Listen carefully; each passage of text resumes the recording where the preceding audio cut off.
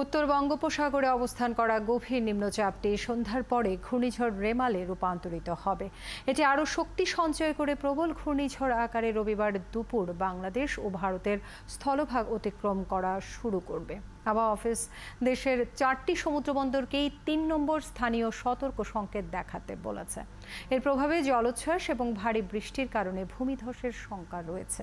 আরও জানাচ্ছেন ফাল্গুনী রশিদ। বাংলাদেশ উপকূল থেকে কয়েকশো কিলোমিটার দূরে থাকা ঘূর্ণিঝড় রেমাল এখন বঙ্গোপসাগরের মাঝামাঝি অবস্থান করছে। ফলে এর শক্তি সঞ্চয়ের প্রবণতাও বেশি।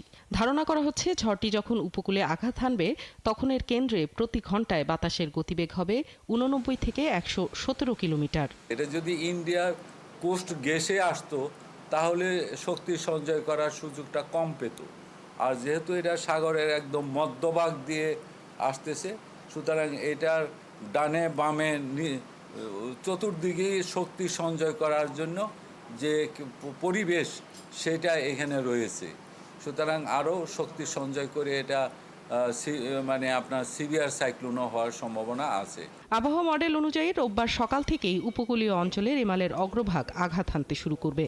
ঝড়টির মূল গতিপথ হবে বরিশাল বিভাগের পটুয়াখালী, তবে এর প্রভাব থাকবে খুলনা এবং ভারতের সাগর আইল্যান্ড অঞ্চলেও। প্রতিটা মডেলই আমাদের শো করতেছে যে বাংলাদেশের দক্ষিণাঞ্চল উপকূল, যেটি আপনার খেপুপাড়া এবং পশ্চিমবঙ্গের আপনার সাগর আইল্যান্ড, এই দুই উপকূলের মাঝ দিয়ে এবং খেপুপাড়ার নিকট দিয়ে এটা অতিক্রম করার সম্ভাবনা আমরা দেখতেছি আগামীকাল 26 তারিখ রাতে।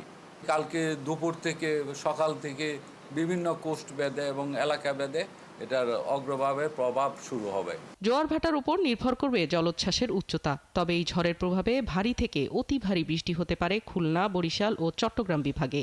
ফলে পার্বত্য চট্টগ্রাম অঞ্চলে ভূমিধসের আশঙ্কার কথাও জানিয়েছে আবহাওয়া অধিদপ্তর। কোথাও কোথাও আপনার 24 ঘন্টায় 300 মিলিমিটার পর্যন্ত বৃষ্টিপাত হওয়ার সম্ভাবনা আছে। ফাল্গুনী রশিদ, 71, ঢাকা।